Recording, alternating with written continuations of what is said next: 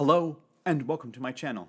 My name is Jonathan Cohn, and today I have a book review of the Star Trek book, The Unsettling Stars, by Alan Dean Foster. Yes, this is a Kelvin Timeline book. What? They have Kelvin Timeline books? Yes, we've known that they've had novelizations of the Kelvin Timeline movies, but an actual original novel set in the Kelvin Timeline? This is kind of shocking.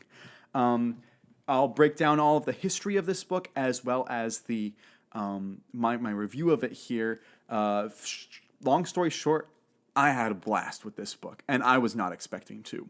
When you look at the Goodreads ratings and the Amazon ratings for this book, it was surprisingly low. And Alan Dean Foster doesn't usually garner the most well-received tie-in books, even though he's a pretty good tie-in author with what he's given to work with generally. He's a very studious worker. He works really hard. He writes a lot of books, and when he works in tie-in fiction, he understands the property generally. And that's why they keep hiring him, and also because he actually has quite good sales in certain properties. His Star Wars books were bestsellers, and his original novels have sold pretty well as well. So we have this book, The Unsettling Stars. This was originally meant to coincide around the time of the Star Trek '09 movie. I believe it was supposed to be 2010, but it might have been 2009 that it was supposed to release. But this and 3 other books were put on the release schedule for when Star Trek 2009 was set to come out. And these books are set right after the movie, and they're using that crew and characters, and it was going to launch this whole new novel line for, at the time, pocketbooks. And then, for some reason, I don't know the reason, I haven't really gone to research this. I'm sure there's an interview where Alan Dean Foster's talked about this, but for some reason, these were shelved. I don't know whether it came from Simon & Schuster or whether it came from the movie division at Paramount. But for some reason, these books were shelved. And they were shelved for a long time, almost over a decade.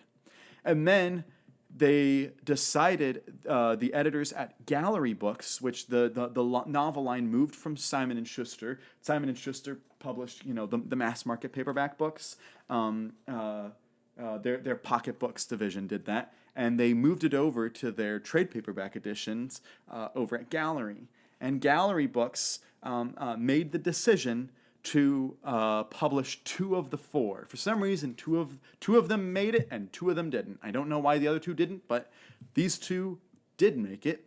And this book and another book, More Beautiful Than Death, by David Mack, which I really want to get and read soon. But this book, The Unsettling Stars, was the first one to come out. It came out in April 2020. Interesting time for it to release. And it features the Kelvin Timeline crew. And it was, I believe they rewrote portions of it to kind of fit the universe a little bit better, but largely it is the original novel that was meant to release. And so when I went in, I expected this to be a mediocre or bad book because of all the poor word of mouth and ratings that the book got. And also because I'm not the biggest fan of Alan Dean Foster. I did not like his Force Awakens novelization, and I was bored by his book, The Approaching Storm. And so I read the original Star Wars novelization a long time ago that he ghost wrote, but I don't remember much of it. And so I was, interested in reading this, but I wasn't excited about it. The thing that intrigued me was the Kelvin crew. I've been really hoping for more Kelvin Timeline movies. I recognize they're not as great as the original Star Trek movies, but I still find them entertaining. And I also believe that this is a ripe opportunity for them to do kind of what-if scenarios, do original concepts. Take things that the Star Trek, movies and shows and books have done and twist them, do them with new groups. What would it look like if the Borg interacted in the James T. Kirk timeline? How would he have reacted to the Borg? I would love to see that in, this alternate universe that that the Kelvin timeline creates. I'd love to see that type of stuff, and I don't think we'll ever really get there. And I hope that the book sales on this were enough to make Gallery think about publishing more books. But it's been 3 years, and we haven't gotten any more Kelvin books other than this and More Beautiful Than Death. So I think it's unlikely that we'll get more. But when I was reading this book, I was struck by something, that this book works largely in the Kelvin timeline, and the character work and the description of the characters would also largely work in the original series timeline. The caveats being that Uhura and Spock aren't in a relationship in the original timeline, the Prime timeline, and then also Scotty feels just a tad too much like the Kelvin timeline version, the Simon Pegg version, than he does the Peter Duhan Prime timeline version. But other than those small tidbits, it felt largely, and this book really focuses on Kirk, Spock, Uhura, and McCoy. They're really the big three plus Uhura. They're the main focus of this book. And they actually felt, perfect. That's why the casting was so perfect on the Kelvin timeline, because they worked as, the new versions, and they really felt like the originals. And the writing of them feels largely that way here.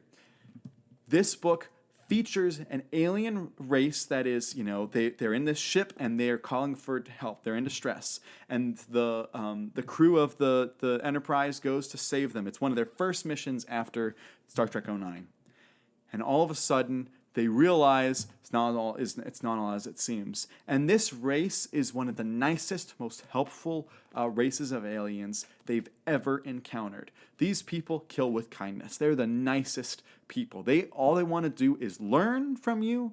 They want to adapt. They want to make you happy, and they want to be successful and update technology and go further in life. They're like if Starfleet and the Federation's mottos were taken to an extreme. That's these people. They're the nicest, most helpful people. But as I said, they basically kill with kindness. And you realize their kindness is actually a major problem in this book. And you find out why. And it is very cleverly written why.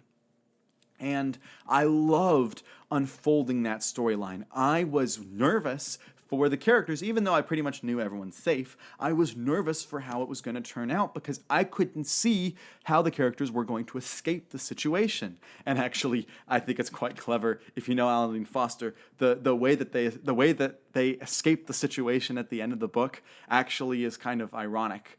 But I can't say why for spoilers' sake. But if you know about Alan Dean Foster's Star Trek movie credits, you'll know why it's ironic. But I thought that it was delightful reading about how this unfolded. It seems a little far-fetched that they'd be able to adapt technology that fast. I mean, even the Borg can't adapt technology that fast. But it's fun. This is a fun book. This is not a Star Trek book with really deep themes, really making you think about the universe like some of them have. This is a fun book.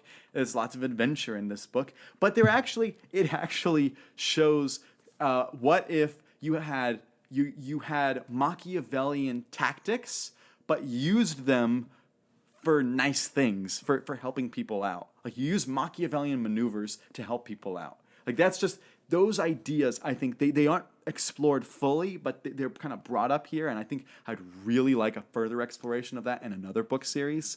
But I'm just saying, so much of this book was delightful to read.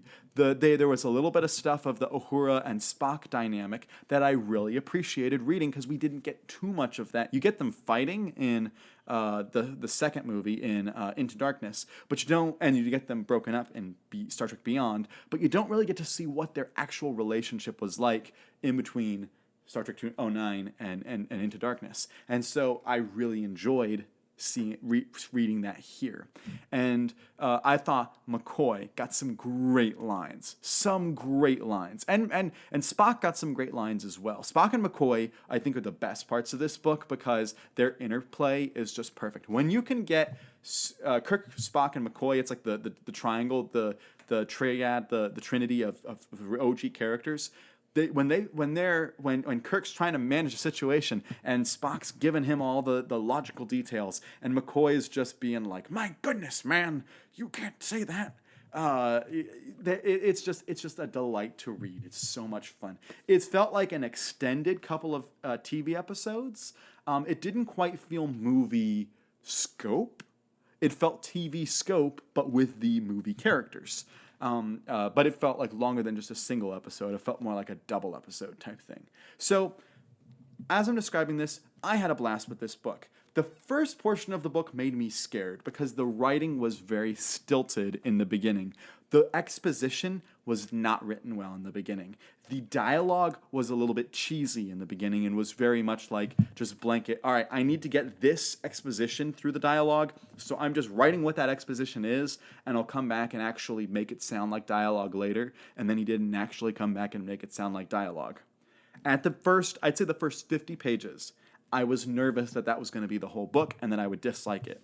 But once the alien species, the alien stuff starts coming in, the dialogue becomes less stilted because there's not as much exposition, and instead it's just characters interplaying with each other, and it just becomes much more fun, and the dialogue works a lot better once you get past those first 50 pages. So as a whole, I loved this book. I think it's delightful. I think it's fun. I think it's a good adventure. I want more Kelvin novels. Gallery, I don't know if anyone from Gallery Books watches my reviews, but please, if you do, please give us more. First of all, give us more Star Trek books in general. We should have a book a month. You have enough content. You have enough spread in the IP to do so.